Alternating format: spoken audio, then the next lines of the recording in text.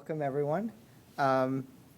Let's see, I don't know that, I'm not sure what other announcements there are. I think why don't we just go ahead and start. I'm sure there's something about what happens next week and where we're going to be and so forth, but I'm not really sure what it is. Is there an announcement to do with that?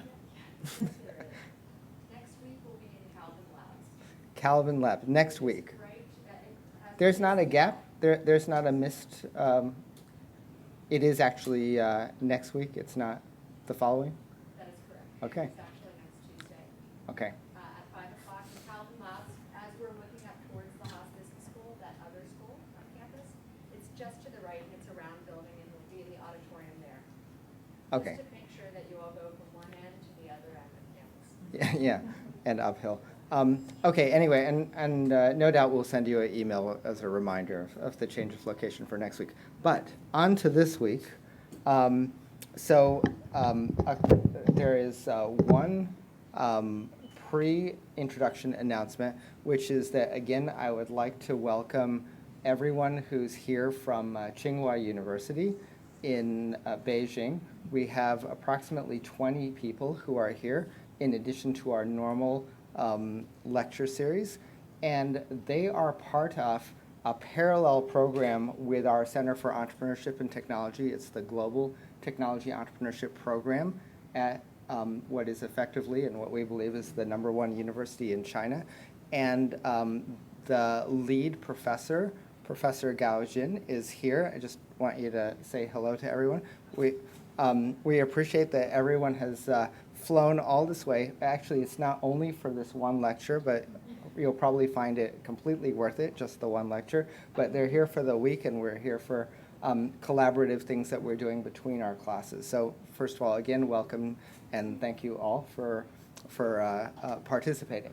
And so now, I'd like to introduce today's speaker, Holly Liu, who is co-founder and chief of staff of Kabam. And she heads the people operations at the company. Clearly, she's an entrepreneur and founding the company with others. And she has previously been director of the user experience there at the firm, and she led the design of Kabam's award-winning game, Kingdom of Camelot. And this game is very successful. $250 million as a franchise in the last 4 years. And prior to this, she's been at both America Online, AOL, and Authur Andersen. In terms of education, and this is really important, she is an alum of Berkeley as well as alum of UCLA. And Forbes has named her in the top 10 women entrepreneurs, 2013. And Fortune refers to her in their list on the 10 most powerful 10 most powerful women in gaming. And so now one other thing, and I think this is very important also, which is you may or may not know, but we'll just say it again, that Kabam is naming the field in our stadium here. So it's going to be the Kabam Field in, what's the full name then? Cal Memorial Stadium. So the Kabam Field in Cal Memorial Stadium.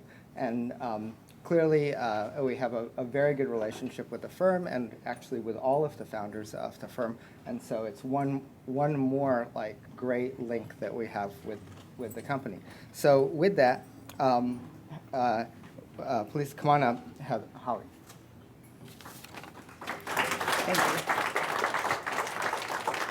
So welcome, everybody. Thank you, ICLAC, for just that wonderful introduction. And thank you all for being here today, particularly a special welcome from the students from Tsinghua University. It's really great to be back here in Berkeley on such a really nice day. I have so many wonderful memories being here on campus.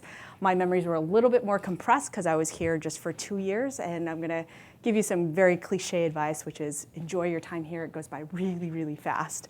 So today what I wanted to talk to you about is really when better just doesn't cut it anymore. And kind of what do you do, what happens. And I'll be talking a little bit about the story of Kabam and threading it through and talking a bit about innovation as well. Before I begin, I want to ask by a little bit of a personal question by all of you. By show of hands, how many of you have siblings? Oh, that's a good number of you. And how many of you, of those with hands raised, have younger or are the younger sibling? Oh, very few. So for me, what's really wonderful about having siblings is your parents can do crazy things like this, match you in matching costumes. And for those who don't have siblings, this is what you would be subject to. A little bit about myself. I am the younger of two siblings. I have one older sister. And the wonderful thing about older siblings is they do a lot of things for you. The first thing that they're busy trying to do is experiment. Sometimes you are the subject of that experiment. And the other thing that they do is they break in all the new stuff for you, the new clothes and the new toys, to make sure that by the time you get it, as what we call in America hand-me-downs, you really are sure to look a bit out of date, for sure, decade old. But one of the things growing up that if you are a younger sibling, what you hear a lot is, for a good portion of my life, my parents would ask me, why aren't you better like your older sister? They always set the mark and set a really, really great example. And so off of that, to kind of unpack what does being better mean, or what did it mean for me in my life and growing up? For many of you guys maybe can relate, but in my generation, I was raised by what we call helicopter parents. I think this generation calls it tiger moms. I think you guys are probably a little bit more familiar with that. So for me growing up, my life plan was a little bit planned out. I had very much helicopter parents. I was raised by two of the most wonderful, loving, doting Chinese immigrant parents. And with that, that just meant that they just really, really cared a lot about what happened to me in life and really wanted my life to be better. And so what did that mean? They even had this life plan for me, and this is what I like to call the circle of life for any kind of doting kid of any of these doting kind of helicopter or tiger parents, which was basically you go to school and you get good grades so that you could get into a good college so that you could find a job. And in my case, find a husband so that I could get married, have good kids, so that they could get good grades, get into a good college, find a good job, get married. And that is what I call the circle of life, and pretty much was my life plan for about the first year out of my undergraduate. And high school was pretty much this idea of being better. And the way that we did better was pretty much that you did the same thing, but better. Example of this, I found this on the internet. I thought this was pretty funny because it's actually true to form a little bit. My parents were set expectations, pretty high for me. That A meant average, B meant below average, C, can't have dinner, D, don't come home, and F, you know what, find a new family. It just may not quite cut out. And for me, what it meant was really whatever the teacher gave me, if I was having problems, I would just do the same thing, but better. So for example, I wasn't very good in history or physics. I did not major in either of those. And what my mom would tell me to do is, you know what, you just read the chapter 2 or 3 more times than anybody else. And that's what I would do. In Algebra 2, I actually got B, which was below average. In the first semester, my parents were just flabbergasted. So my mom would sit there and make sure every single night to look at my homework, to redo my homework. If there was even an equal sign that looked a little bit off, she wanted to make sure that I would erase it fully and redo it again. So this concept of being better really meant doing the same thing, but better. And so I really went through life and through college this way of working harder and working better. I went to UCLA as my undergraduate. I chose an impacted major, communications and East Asian studies. And then I graduated and I started working at an accounting company. I was part of the 4 approved career tracks for those who are raised by tiger parents, which is, you guys probably know, doctor, lawyer, engineer. A lot of you guys in here are on the pre-approved track. And then finally, the last one is accounting. And I went in there, I started working at this accounting firm. It's called Authur Andersen. I think Iklak mentioned it at the time. And within 6 months, I just found myself very unhappy. I was what we call a square peg in a round hole. It just didn't quite fit. And instead, my parents would tell me, you know what, Holly, you just need to work a little bit harder. And maybe you should work harder for your CPA, work there a lot more. And as I spent my time thinking about what did it look like to work harder, I just looked around and everybody was working really hard. There was just 24 hours in the day, 7 days a week. I didn't know how much harder I could work. On top of that, I just wasn't that passionate. And I think you will hear this a lot, probably mostly in your commencement speeches when you're about to graduate. But it is incredibly important that whatever path you do end up choosing, to be passionate about it, because in this world, on a very, very, very practical level, you guys will be working, you guys will probably be working for global companies. They're working 24/7. Sometimes you're gonna have to respond to an email that will have to take that extra motivation. It's gonna be that passion that's gonna help you cross the line. And more importantly, as I get older into my career, I realize passion is that signal for you to tell you what your life's destiny is, what you were meant to do on this life, and that only you can do. So really listen to your passion points, and I'm so glad I did. I'm so glad that instead of thinking about doing something better over and over again, was how could I be better by thinking differently? So what happened to me is I ended up applying for this graduate program at Cal, the Information Management School. And this program was very different, very new. And my parents were a little worried because it didn't fall into the 4 tracks, proven tracks. They're like, what are you going to become? And I said, well, I think there's this thing called human computing interaction. It sounded very academic, but it was a nice way to say user interface design, user experience. Basically, we design the interfaces and the flow for how when a user clicks on a button, what happens. And so I ended up choosing the school. This was one of the most wonderful programs. It was new and it was nascent. For those that don't know, it used to be the old Library Science School. We're right across from the Campanile Hall in South Hall. For those who still don't know that, it's the haunted house building. I don't know if you guys know. It's one of the oldest buildings. If you ever get a chance, you should go there in the dark. It's actually rather spooky. It's the ice school, yes, it's the ice school, excuse me. So I went at a time when it was just nascent, and they're still trying to figure out some of their identity. But what was really great about this program is very interdisciplinary. So we were able to not only take classes in the engineering school, but also the Haas School of Business, as well as even the Bolt Law School. And basically one of the things that they encouraged a ton of, which I didn't get a lot in my undergraduate, was group interaction, group projects. And quickly, I learned what does it take in a group and in a team to really get awesome product out the door. So here you'll see at the top is actually, I don't know if you know, but 75% of my co-founding team, which is here, is actually Cal alum. It's pretty funny. If you look a little bit closely, the guy on the left is Mike Lee. He's our CTO. The guy in the middle is Kevin Chu, and then to the right is Wayne Chan. He's our honorary. He's from CMU. He's honorary. He's a front-end engineer, so we're okay.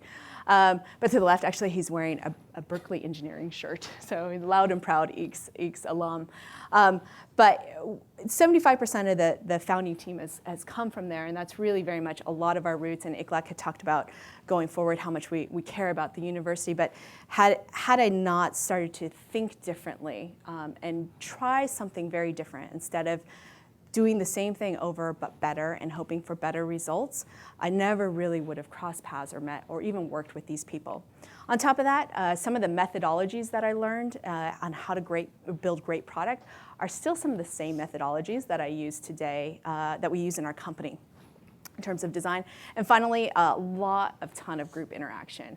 When you start working, when you leave to go find a job, very quickly you're going to be asked to work with people that are not very much like you. But this is where I think, because they're different from you, there's going to be a lot of great breakthroughs that happen as a result. So had I never began to question what did being better mean, and that when better just wasn't cutting it, and I had to really think differently, that really started threading through a lot of the beginnings of Kabam and how we even run Kabam today. And I'm going to walk you through some of the 3 phases of just our Kabam story and kind of what does it take to kind of build a company, create a company, and sustain it. So those are really some of the 3 phases. Now, the creating piece of it, I'm going to start really kind of a bit further back in my career and kind of talk about some of the seeds of it. Now, how many of you in the room are interested in starting your own company? Oh, this is great, a good hand of you.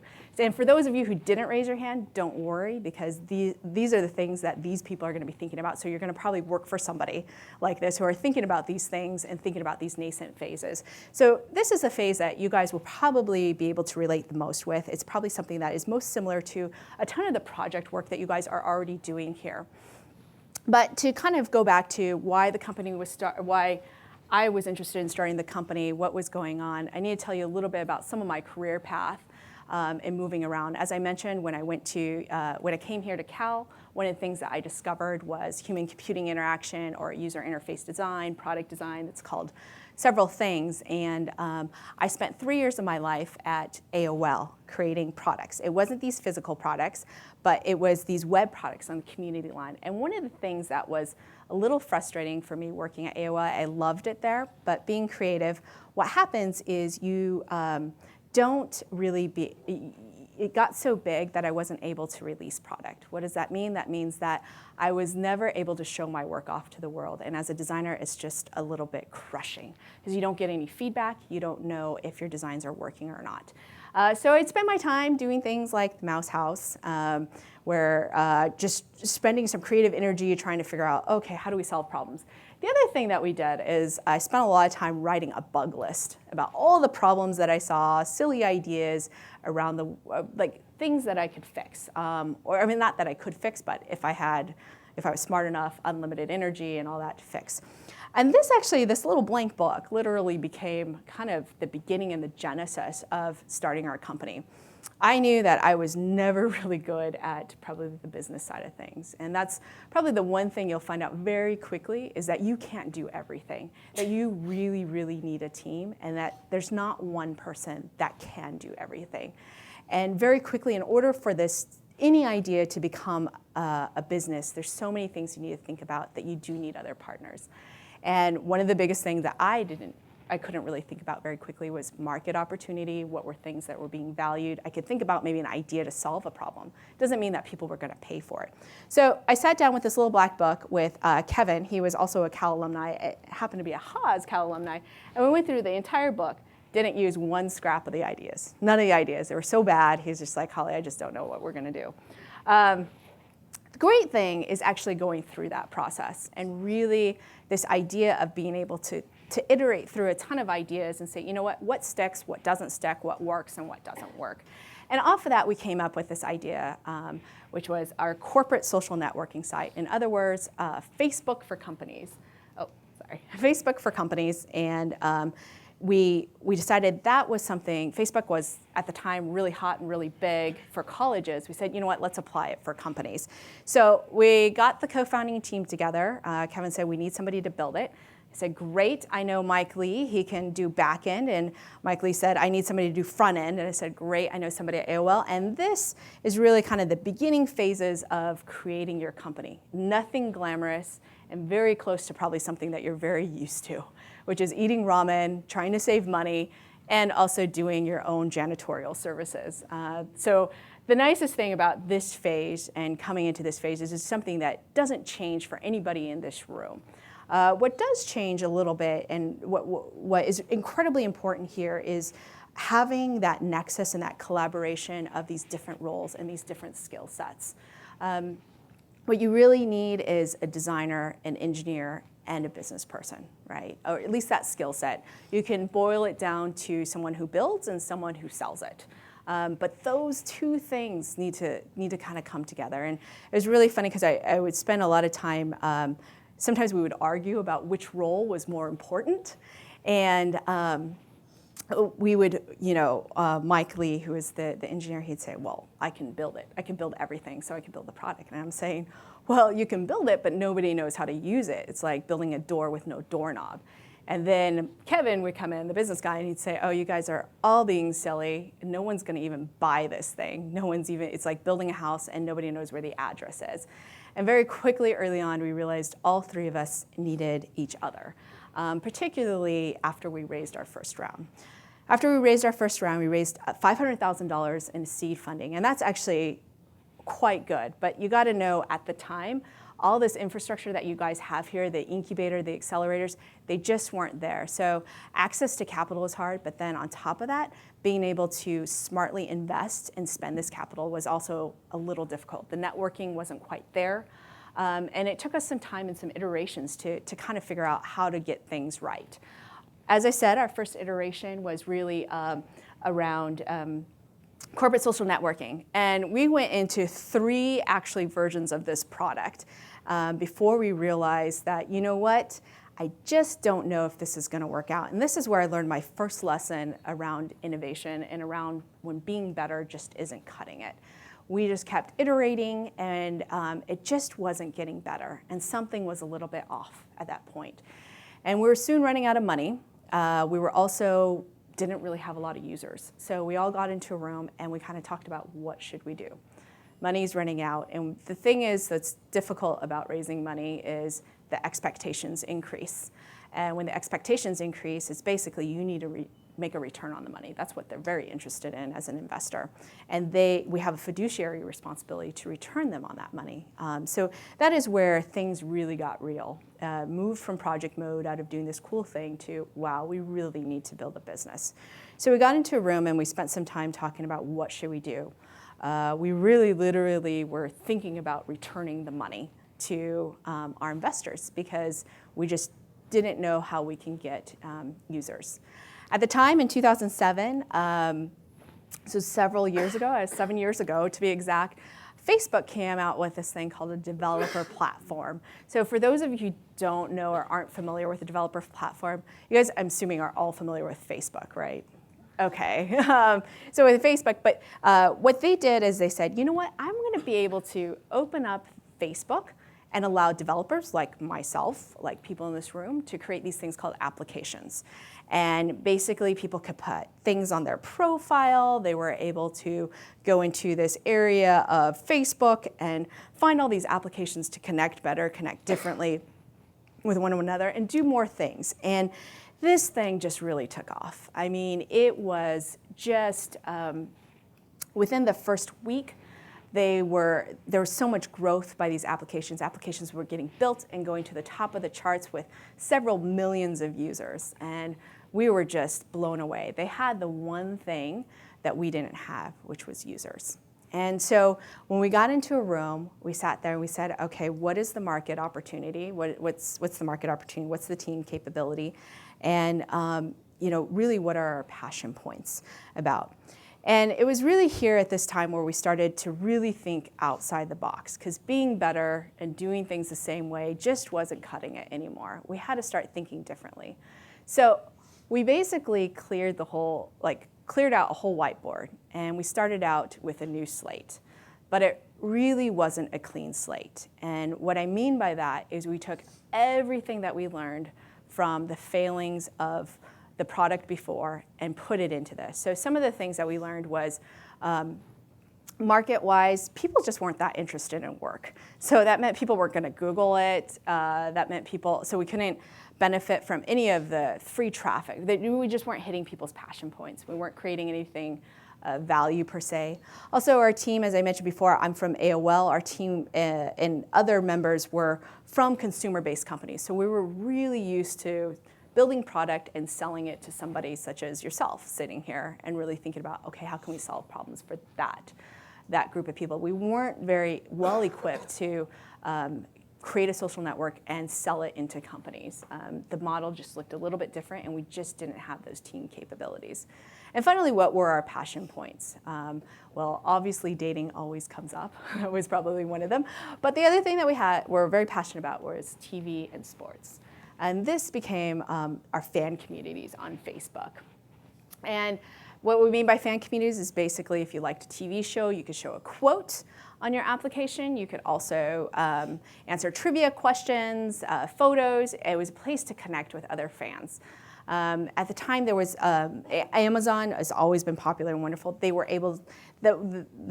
doing something that was able to connect basically publishers to fans, authors to fans. Similar with Flickster, there was a site out there who was able to connect movie makers to the fans of the movie. And that was really inspired by all these other companies that were doing these things. So this really took off for us. And the interesting thing is, and it was just really frenetic at the time, that we delayed our product a week, and we were just really biting our nails delaying a week while we were watching all these other quote applications just rise to the charts and wondering, like, is there room for us as well? And we delayed it for a week because we wanted to think a little differently instead of just being better. Instead of cloning the code, if we wanted a new quote application or a new TV show, we decided to build a platform so that when when the new TV show came on, it only took about 30 minutes. And what this enabled us to do was actually also build out our our sports platform. So around the time when the football season began, college football season began, it just made so much sense that we would take what we currently had, our TV show product, tweak it a little bit, about 20%, and really came up with sports, our sports shows. Sorry, not sports shows, but our sports teams. So we even had like a Golden Bears fan app. What was really amazing about this is we became the #1 fan communities on Facebook with over 60 million registered users. And then when ABC wanted to distribute their video on Facebook, they didn't contact Facebook, they contacted us. So we really were able to just hit all these passion points and take a lot of what I call productive failing and put it into our product. So phase 2 is really our building phase. And you guys are probably wondering, how did we become a gaming company if these fan communities were doing so well? Well, basically, there were several things that happened for us on our fan community side. The first thing in 2008, there was a big mortgage crisis. I'm sure for those of you who have been in the area, maybe particularly Modesto, the real estate just was not doing very well. And that just caused a ton of problems all over Silicon Valley. Our business model was what we call revenue-based business, or excuse me, advertising-based revenue business model. So basically, we would sell ads based off of how many people would come. That brought us to our second problem. Facebook changed their kind of navigation. They would tweak a lot of things. They were also tweaking with groups. And that would really impact us a lot. And soon what would happen is we saw that for our fan communities, it was a little bit of a slow decline. And we started seeing this writing on the wall. Again, we were faced with, we can do the same thing, but better, or maybe we could do something a little bit differently. So once again, we got into a room and we talked a lot about, what kind of market opportunity is out there right now. More particularly for us, it was, what's recession-proof? What are the things that people are still spending money on despite what's going on? Secondly, the team capability. What are us as a team are able to do right now, particularly because we're smaller. It wasn't like we can go out and hire a new type of skill set or a new type of capability. We really had to make do with what we had. And finally, the last thing was, what were our passion points? So I don't know, how many of you guys recognize this game by a show of hands? Okay, yeah, I wasn't too sure, because this came out in 2008, 2009. So this is a game called Farmville. It's your typical simulation game. So what we have with Farmville is you can pretend you're a farmer. You go and you can harvest it. You can plant your seeds, harvest it, exchange it for some coins, and get some really wonderful decorations, get some sheep. I think it was inspired by an Asian game called Harvest Moon. Probably some folks from Tsinghua would know that. But this game was incredibly popular. It was built by this company named Zynga on Facebook. And it really ushered in this idea, not only did it usher in this idea of social gaming, but it ushered in a whole new business model for the West. And basically how they would make money and how most of these companies, which we call free to play, make money, or on the iPhone, you'll call it in-app purchases, is basically it's free to play. And if you want to do, if there's certain things that you want to do, such as power up or get that special bunny or whatnot, you would pay more money. Now, this business model has actually been around for decades, particularly in Asia, but it was relatively really new here on the West. And it was even newer for Facebook. They hadn't seen anything of any sort on gaming. And so we got in a room and we realized, oh my gosh, this area is growing like gangbusters. On top of that, what better team to build a Facebook game than those who know how to build Facebook applications? We had already started dabbling in games with our sports. We were doing fantasy football. We were doing, we didn't call it a March Madness application, but we were doing a March Madness game called the Bracket app. And so we were already dabbling in this as a team. And then finally, our passion points. We would spend a ton of time Friday nights playing this game called Settlers of Catan. That was kind of how we unwind. And then Kevin, our CEO, is also a really big Halo fan. So sometimes we'd have Halo parties. And finally, Kevin was really into also what we call strategy-based games. So this is an image of our first game, our Kingdoms of Camelot. I was the one who helped lead the design on this. And the thing about strategy-based games, for those who are unfamiliar with it, is it's actually quite a deep, interactive gameplay type genre. So basically what you do is you have your lumber mills and your farms, and you grow your food and your wood, and you take all those resources and you go and you build these buildings, your kingdom. And the whole thing is hopefully you get to the barracks where you can raise and train your troops, and those troops can go out and go attack wilds, or they can go and attack other players. And this was something that was very, very new, particularly for Facebook. I was very much in charge of being the person trying to make it as accessible as possible. So me putting on a good user design hat, I said, oh my gosh, let's get feedback before we release this. Let's see what we can catch. So we didn't have any money, but what I did is I invited some of my friends and family in. And you think your friends and family are gonna be very nice to you. You know, you give them a little food, a little bit of beer, and they'll say all these nice things. But they didn't hold back any punches at all. It was terrible. It was one of the worst user testing sessions I ever sat through. I told my CEO, I said, I would have much rather stood in line at the DMV, which is for those of you who are not here, it's our drivers, or excuse me, our Department of Motor Vehicles, and you're in line for 2 to 3 hours. It was very painful to watch. People were confused, they didn't like it, they thought the art really sucked. I don't know what else they could have said, but it just was so bad that I was just thinking, oh my gosh, there is no way this game is gonna make it. And on top of that, I started thinking, oh, maybe we should make it like Farmville. And this is where it hit me, that innovation oftentimes doesn't look better, it just looks different. And this is where I'm really glad we continued to push. We tried to fix what we could, and then we released it. And it just, once we were able to release it, market to our current communities, and get more users on it, it really turned on the lights there. Basically what that meant is users were able to chat with one another. That was something that was quite innovative on Facebook at the time. Also, because it was strategy-based, we had a map that was tied to your coordinates on the map that didn't move. So that meant that there was another layer of strategy that could be done. And it was one of the first of its kind. Alliances were being built, friends were being made. We had some marriages as well as some divorces. But people were connecting, and they were really enjoying this game. It was really one of the first of its kind on Facebook. And as I mentioned, that is when I found out very quickly that, you know what, better doesn't mean doing the same thing over and over and being better. Oftentimes innovation will look just different. And we started applying this mindset as well, not just to product, but really thinking about our business. So in 2011, Facebook ended up imposing what we call a tax. Basically, they started charging 30% to developers. And for us, that was just really painful. When they started the platform, they said, we will never, ever tax the developers. And unfortunately, they started doing that.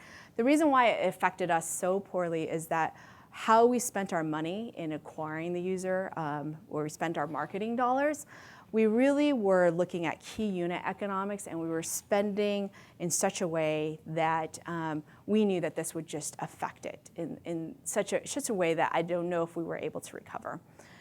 And this was the thing, a lot of times people ask us, why did we move, how did we move? And this is where I think that if we would have went down the route of just trying to make a better Farmville or a better hot game at the time, instead of really thinking different, I think we would have missed this whole opportunity to mobile. It was actually the fact that this thing really pushed us to having this tax here and having how we spent our money and how we looked at our business really pushed us into thinking differently, particularly on when we looked at our platforms and how we kind of diversified on our platforms.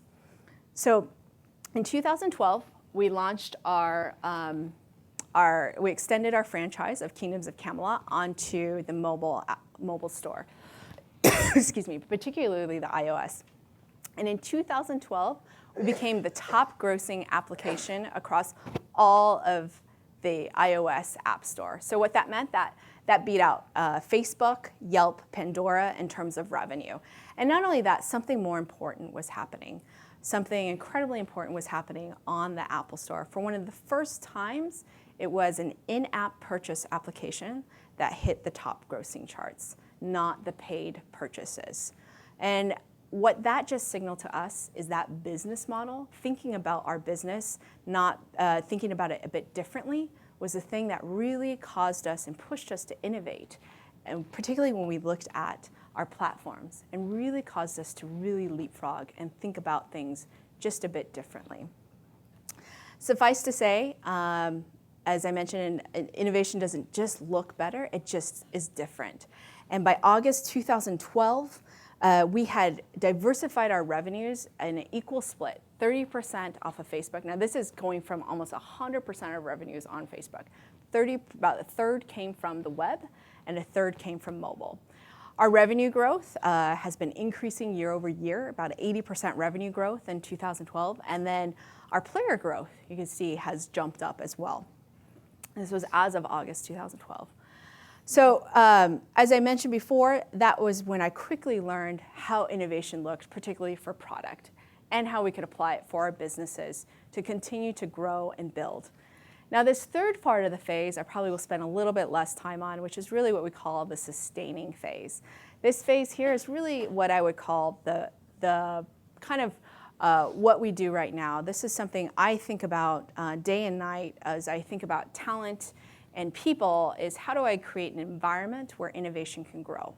The thing that you'll find pretty quickly for many of you guys who will become successful entrepreneurs is once you create a revenue stream, the hardest thing is being able to keep that revenue stream. But on top of that, on top of keeping that revenue stream, you have to build out for the future. So it's also talking about balancing the short and the long term. So innovation becomes incredibly important for this phase of the company, because getting and sustaining the revenue of your current product, as well as building out new product to make sure that your competitors don't, what we call, out-innovate you. You don't want to become like Kodak, where they had all the technology to be the digital camera leader, and they never ended up that way. So innovation is something that's incredibly important, and I think about it at this phase. We are over 800 employees in 7 countries around the world. We have about 350 in headquarters, about 250 in China, and those at Tsinghua University. We are recruiting there, so if you're interested in games, come find me later. Subtle plug. But we have offices in Austin as well as Berlin, and with this many people around the world, it becomes very complex. And so how does innovation occur? How do I continue to help sustain the business and create this culture of innovation and thinking a little bit different? So the first thing is, at this size and this stage of the company, is innovation must be prioritized. It must be something that the management team and the executive team are really going to care about and be deliberate about. An example of this for us is this game called Fast and Furious 6. So how many people have heard or seen this movie? Yeah. Okay, so it was it was actually Kabam Vancouver who built this game for us. So we acquired about a year ago, being as prescient on some of the management team, the executive team was quite prescient. They said, you know what, we can't keep doing these strategy games and just try to be better and say, you know what, this is gonna, we'll just innovate a little bit at a time. We gotta start thinking differently. We need to bring some folks in who have a different capability, who just think very differently about their business. Enter in Exploding Barrel Games. They were a studio in Vancouver. They were the team that built this franchise for EA called Need for Speed. They were professional at building the racing games. And what they did is they built our Fast and Furious 6 game. We earned the rights to Fast and Furious. And what happened as a result of this, because it was prioritized, because this was a team that thought differently, not just thought about doing the same thing but better, this became editor's choice in over 100 countries at launch. And that was something that was literally unheard of for many folks who interact with Apple on our BD team. And if innovation was not prioritized, this just could not have happened. The second thing is, at our size, innovation becomes quite costly. So some of the things that we do is we try to de-risk it, and we have some special groups that focus a lot on data. We call it consumer insights. Big data is something that's incredibly important for us as a company, particularly at a gaming company. What's for us, because we're free to play, we can actually see and track what every user is doing. So a lot of times, oftentimes I liken our business model, I explain our business model to be similar to very much like a TV show, where we create a pilot and we see if viewers are like it. We see what the viewers, how they respond. And we also pump out what we call content or features to continuously interest people. So innovation becomes very costly, so we care a lot about data. We talk a lot to focus groups, anything to give us context. I want to be very clear that even with big data and being a data-driven company, it's going to be surprising if any company says they're not data-driven.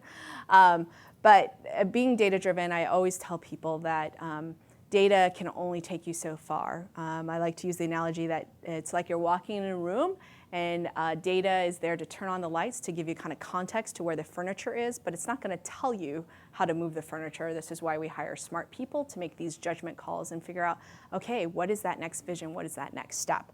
But because innovation becomes costly, we want to make sure we can get as much context as possible, so we're making a lot of good decisions. And finally, at this size, innovation requires collaboration, and you need to be a bit deliberate about this. The reason why is it's gotten so big that sometimes it's very easy to stay in your own teams, easy to stay in your own functions, and if the trick is that better is not cutting it anymore, you really need to think about how can you think different. The best way is to kind of infuse that with different functions as well as different perspectives. So one of the things that we've been doing is putting together symposiums. And this was our first ever symposium. It's in China. You can see a bit of the Forbidden City. And basically what the president of our first party studios did is he invited all these different types of folks across the business to meet in China. So he invited what we call the game designers, invited some artists as well as some tech leads, and they got into a room and they spent a lot of time talking about each other's games, asking questions, answering, and a lot of time just collaborating. And many people left that with just a new sense of different ways to look at their game, different ways to apply to their game. And this is where innovation has to be full of collaboration, because there's just hardly any way where you can think differently without some different perspectives. So I like to say at this stage that prioritization plus collaboration really is a great recipe for innovation. That without those two, at this size, it's very, very difficult to make it happen. So I just kind of want to say in closing that remember, sometimes when better just isn't cutting it for you, that maybe you should start thinking about, just like we do and how we approach innovation, that better isn't doing the same thing over and over, and it just doesn't look better, but sometimes it may just look differently. So thank you.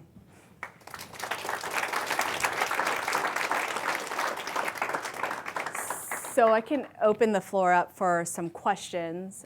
If you guys have some more questions about anything I spoke about, or otherwise, yeah.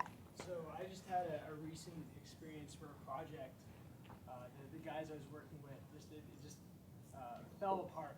Yeah. It was always, there's the people, it just turned out I didn't quite agree with them a lot of stuff. We couldn't resolve the conflict. It ended up, it was almost like a relationship or something, right? Oh, yes. And so I guess this happened to me like today, right? So I was Oh, really no, I'm curious, sorry. how did you figure out that these were the people you wanted to build a company with? Way Yeah. back and reading ramen.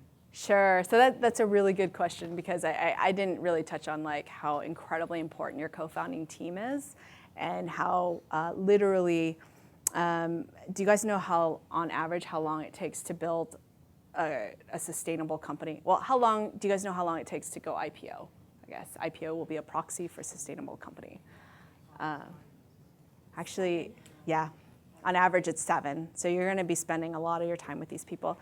So some of the things to look for outside of the skill sets is, one of the things that's really nice is having people that you've worked with on projects before, kind of doing a trial run before you actually become very serious and say, I need to build a business and an organization. The wonderful thing is you guys are in school right now, so that you can try it out on these classroom projects where it's very low risk environment. And that's what I would recommend trying before you go and try to build a business. So the nice thing about Kevin is we grew up together. So I knew him, and we didn't really work on projects together, but I knew his skill set and I knew his personality. Mike and I, which was kind of interesting, we met after Cal, and we worked together at the same company. And the funny thing about him is some days he would leave dressed up, and I said, what are you doing? And he finally told me he was doing his own startup, and then he said, you know what, I need a product designer. His startup was a little bit more of a project, so we just started doing a ton of projects together. We just got on really well. So I think that you should use this time here to really almost start dating your co-founders. In many ways. There's actually many wonderful companies are built from people who've met at school, roommates, even related to one another. There's a husband-wife team. So that's what I would encourage you, because those things can really, really, I'm sorry that you're going through that, because it's part of being a co-founder or any entrepreneur is really, there's actually a lot of emotional burden that I didn't really talk about, but those co-founders can either make or break you in many ways, especially if it breaks up. It is like going through a breakup. In many ways, it is. So that is really tough. So, any other questions? Yes. How can you characterize the transition between a simple project to actually a business? Yeah. What's the distinction, and how do you have to change your behavior? Sure. So I think our biggest change was actually getting money. Once we raised our money, that was really when for me, it was real. I will say this, I think for our CEO, it actually happened before that. And this is probably another thing I would probably recommend on your co-founding team, is to make sure that you guys are kind of on the same page with the vision for the startup. And what I mean by that, particularly in the nascent phases, is what do you guys want to do with this? Do you want to grow it into this large company, or do you want to just what we call flip it, and you just build it for this short time? So I have a feeling that Kevin actually thought about it a little bit earlier when he decided, you know what, we're going to need capital, or I want to get capital to invest in the business to really scale it. We could have bootstrapped it, and I think bootstrapping it is a really good kind of starting ground to get some type of traction. But it was really, I'm pretty sure when Kevin, for him, his marker was just a little bit different. So some of the things that you also need, like your mindset and how you change. Once you get money, or once you think about becoming a real business, you really, for us, and I can only speak for myself because in our company, because we did get funding. There are some companies that actually think about becoming a company without the funding, but getting that funding was really something for me that really kind of helped us grow up. So a couple of things for us is we had a board. We had a board to answer to, so we became accountable. And then we had to start looking at metrics as well.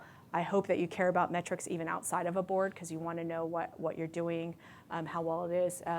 You need to start tracking expenses, as well as you need to start tracking inflow and outflow.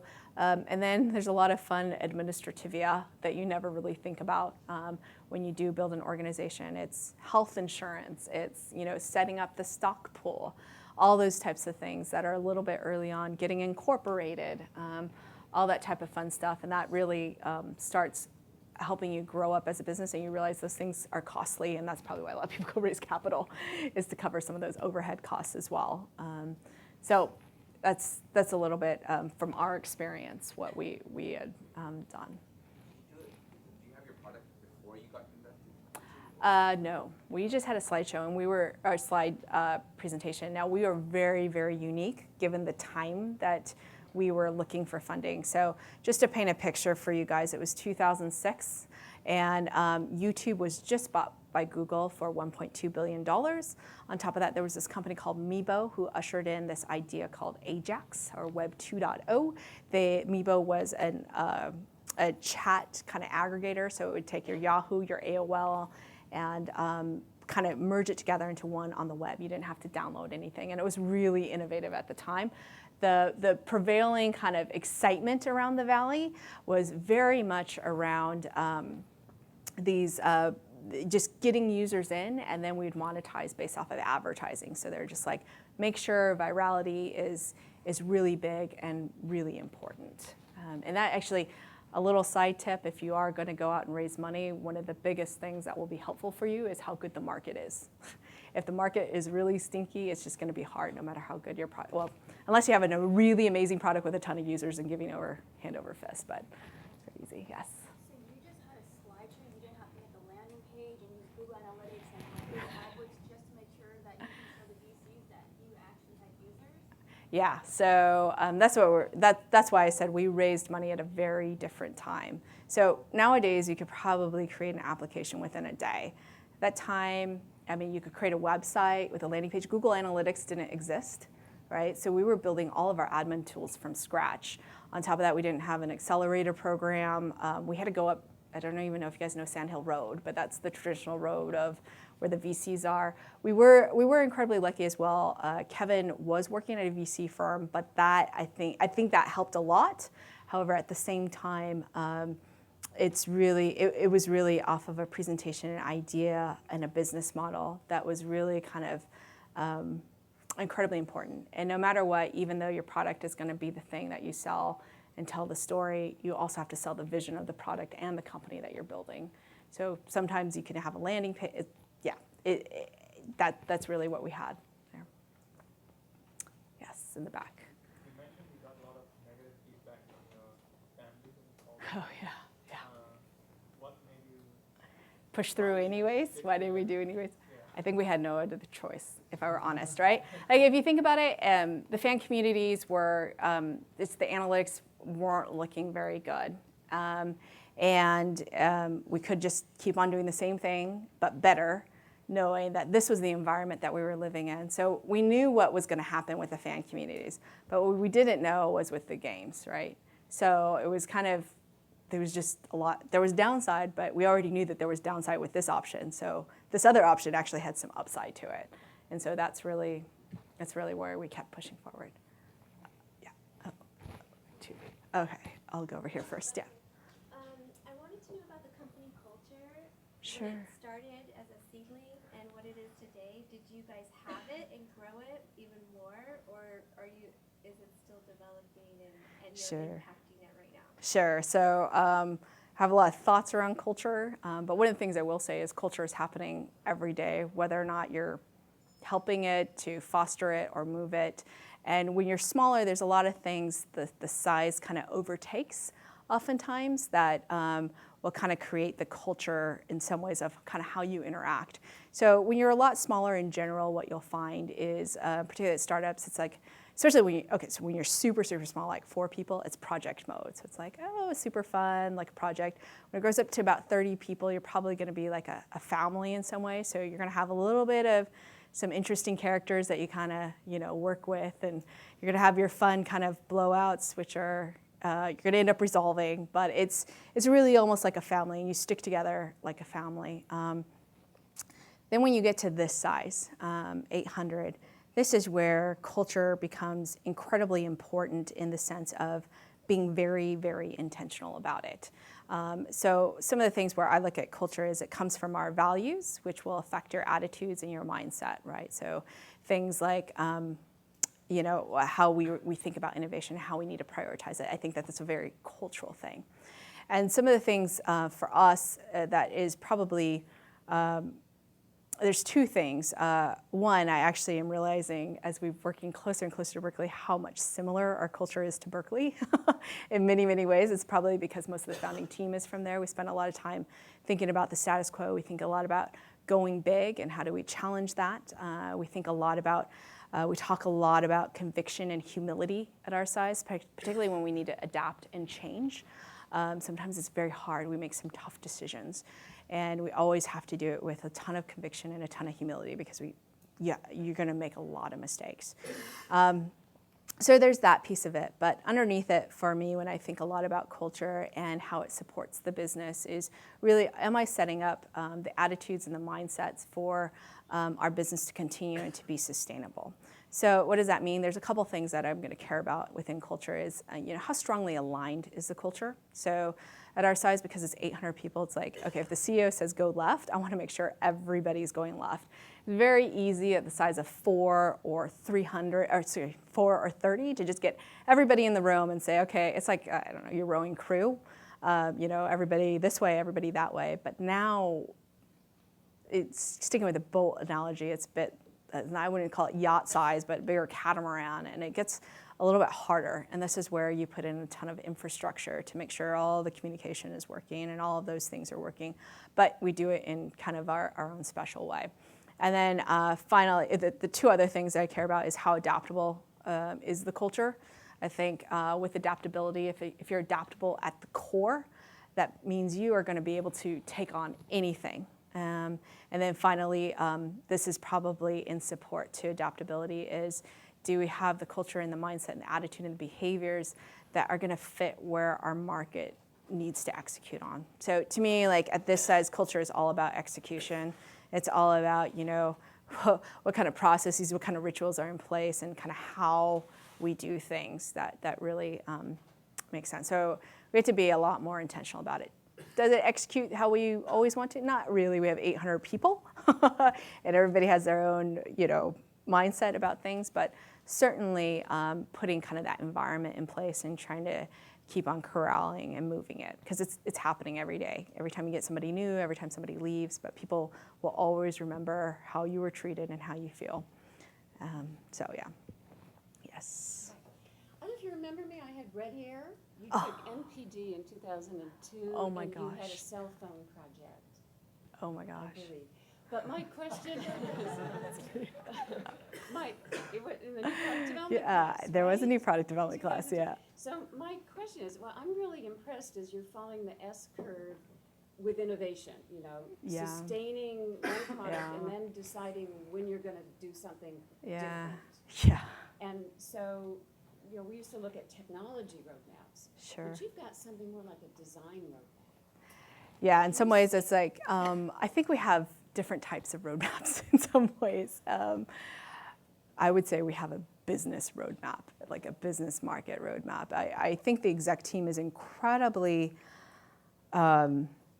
very business and market driven. So they spend a lot of time thinking about where the market's going and how do we head out and get there right in front of it or right at the right time, which is really like a different way of kind of maybe running a business or thinking about it. Because when I think about the exec team and how we kind of approach product as well as kind of business opportunities, is it always leads with kind of market.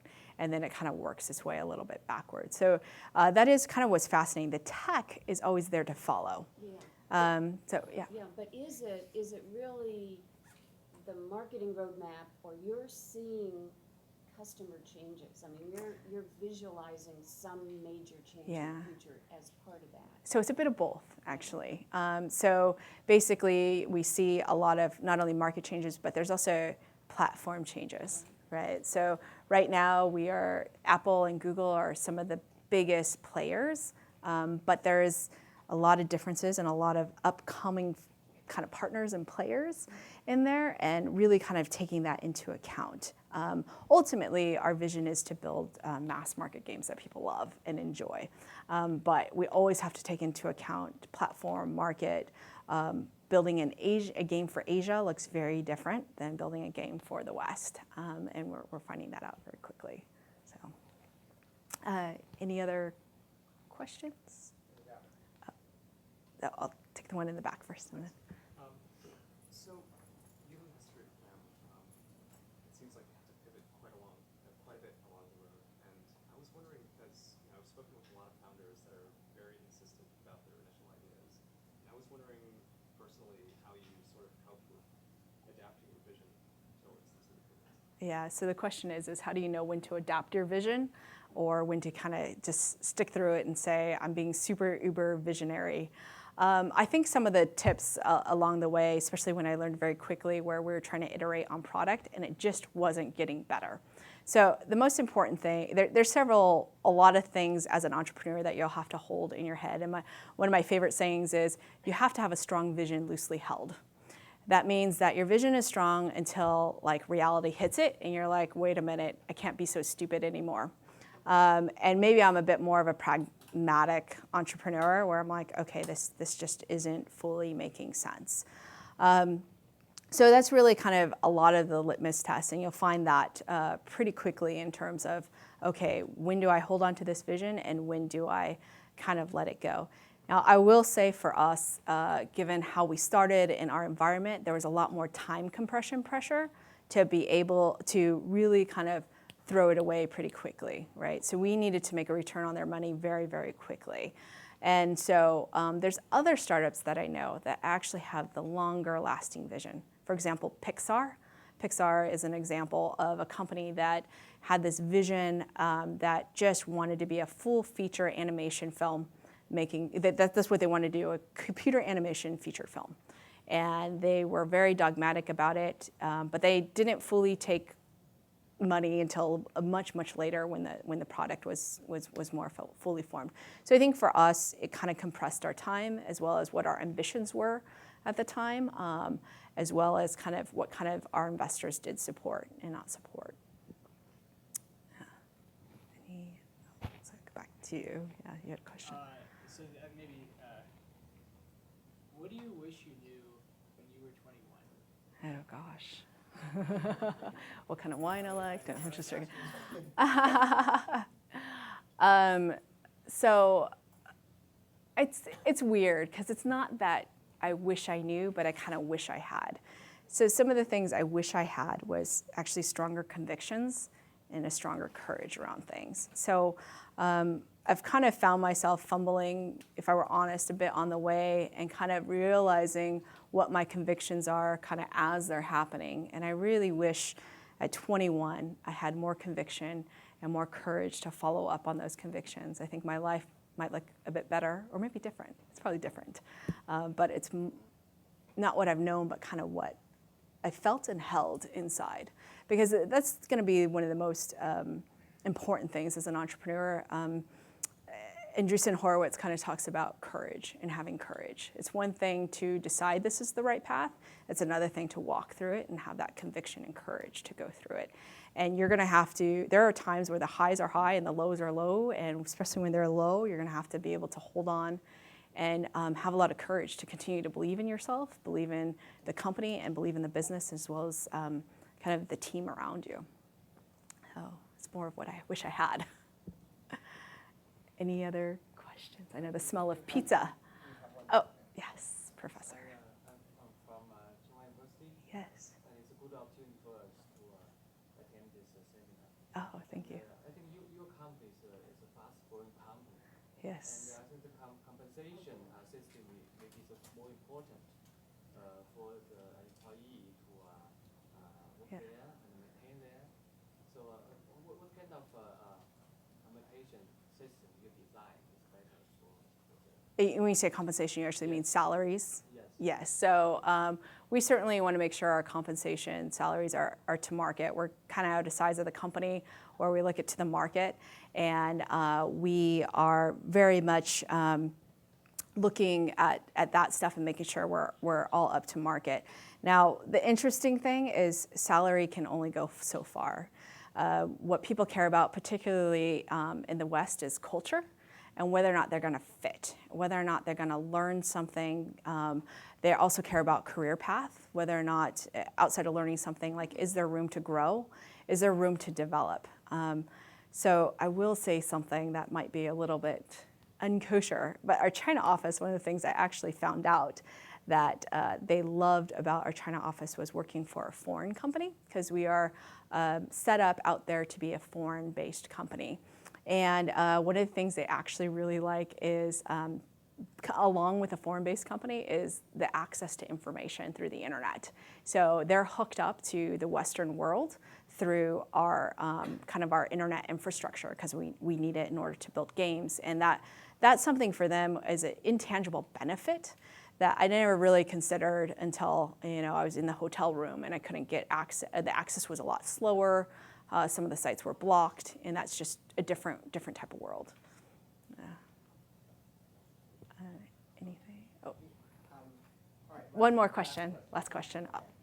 Yeah. Currently, I'm taking a info web development and product class, Okay. and I was wondering if you had any recommendations.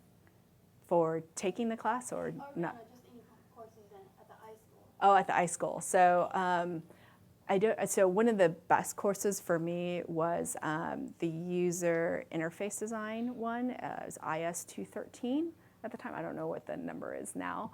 There's a professor named Marty Hurst, who's one of the best professors. And that was one of the best classes that I took, because it taught a lot about methodology. It taught a lot. It forced you to work in a group project and think about all these different roles. I would definitely recommend NPD, New Product Development. That's in the Haas School. And then I'm sure in the engineering school, there's a lot of interesting ones. I think these guys used to have BID at the time. I don't know. Oh, okay, excuse me. All the CET classes are really good. So that was just back in my time. Yeah, my course is cross-listed with the Haas Business School for web development and product. And right now we're broken into teams, and we create like a new, technically a startup. It's not really about the idea, it's just methodology of going through the steps of how to do a prototype. I think those are incredibly helpful, because you get to learn very quickly with low risk. I wish I had something like that when I was going to school here or even at UCLA, because it just kind of puts you into the real world. Hopefully you're talking to potential customers and you're going through this methodology and this practice, at least so when you're out without a net, literally, you have this whole toolkit that you can try out. I think that is super helpful. All right, Holly, I have no doubt that the questions can continue for a long time. So I'm going to suggest that anyone who wants to just come up, they could chat with you offline. But truly, thank you for coming and presenting and talking with us.